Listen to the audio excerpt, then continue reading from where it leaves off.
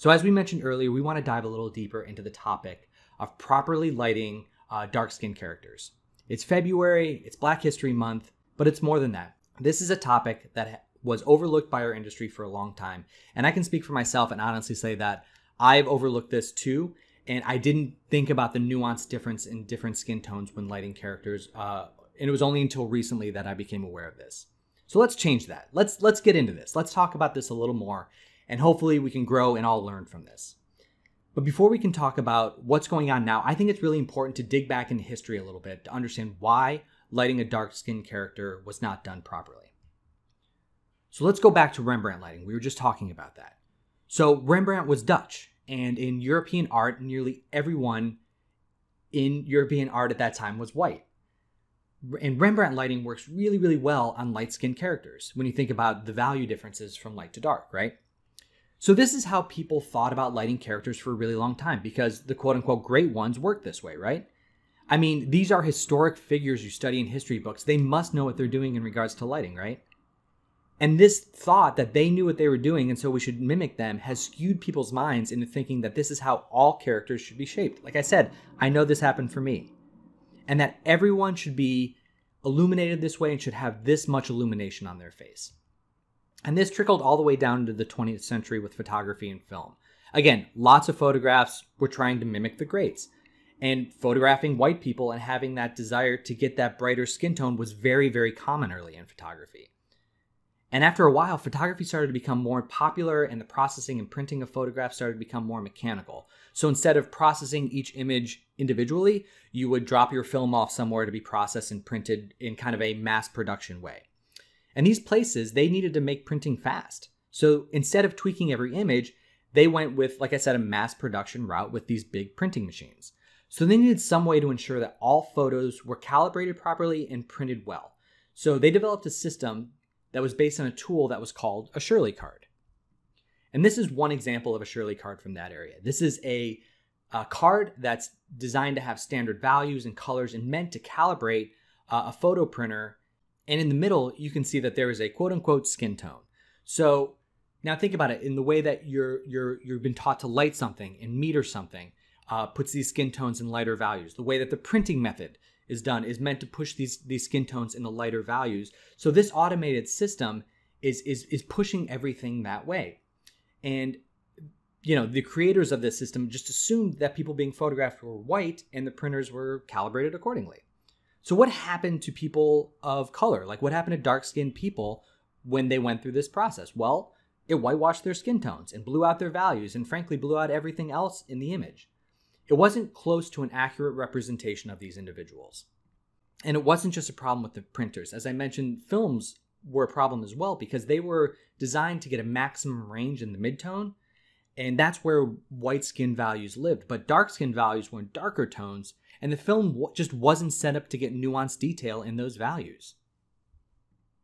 So this era is filled with whitewashed version of dark skin tones.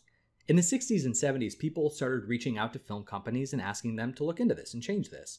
By the end of the 70s, film companies started to shift towards making films and printing processes that were better for darker tones. So what was the thing that kind of changed them? Do you think that maybe Kodak, Fuji, and some of the others kind of became culturally aware? Unfortunately, that wasn't really the case. Research and accounts from people who worked at Kodak at the time have shown that it actually took complaints from corporations that made furniture and chocolate that actually caused this change. So in the 60s and 70s, Kodak started to get complaints from chocolate companies that said they weren't able to get the right brown tones in their chocolate. Furniture companies complained that they weren't able to get nuanced detail in their darker wood tones to show their customers those different values.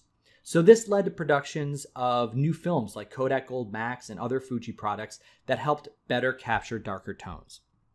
And image makers started really taking advantage of these new films. And the results start to speak for themselves. With the capability of capturing more of a range in darker skin tones, photographers and filmmakers were finally able to showcase the beauty of darker skin.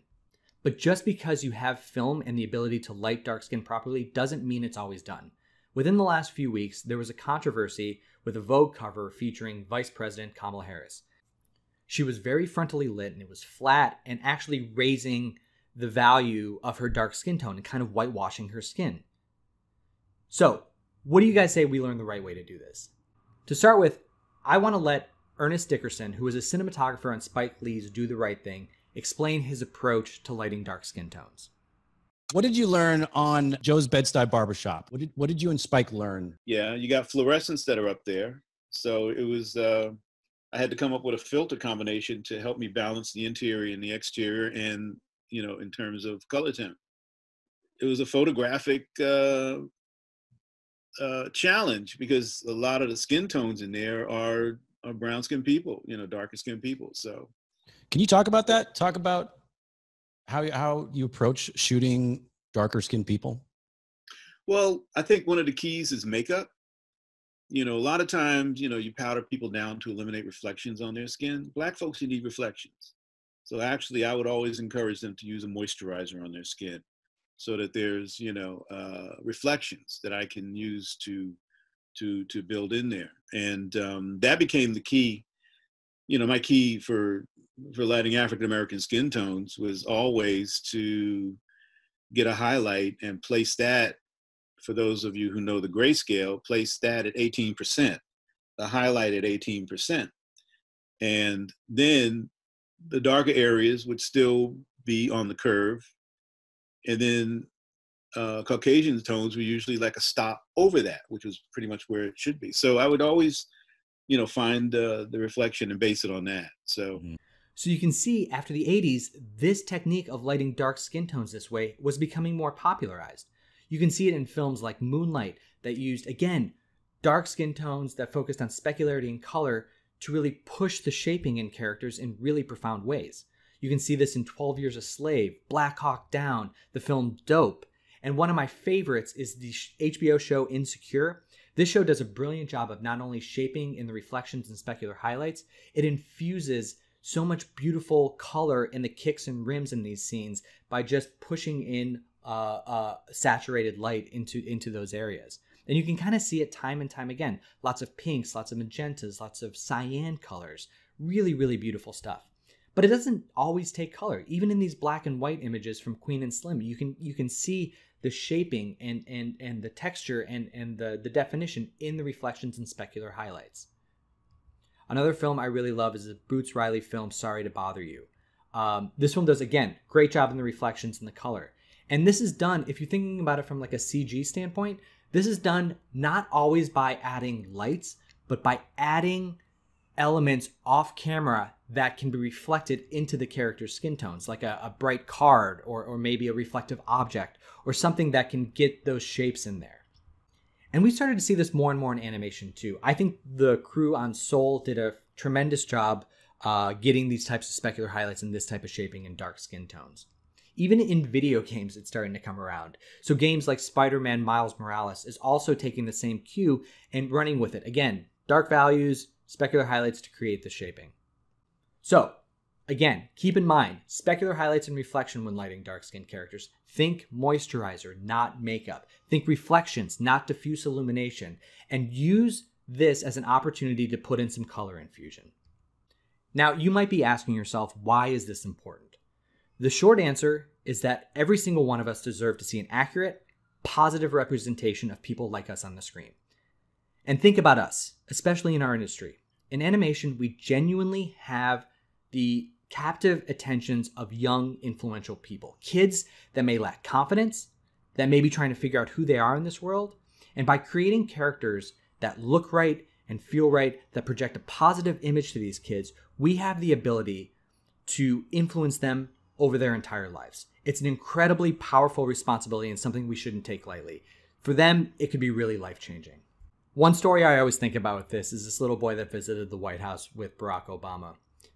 He was told by people that he had hair that was just like Obama's, and he never believed it. And this kid actually got the opportunity to meet him, and when he did, he said that to him, and Barack Obama leaned down and let this kid touch his hair so he could really feel that they had the same type of hair. And this was shot by Pete Souza, and he tells this story, and it's just a very small moment. It's just like a small snapshot, but it's this moment where you realize that a child, when they have the understanding of somebody like them, can be a positive influence and can be someone who does so many great things in the world, that that can really be moving. And like I said, all of us have that opportunity as artists that work on animated films. And it's something that we shouldn't take lightly and something that we want to do well, because we want to encourage these kids to do incredible things.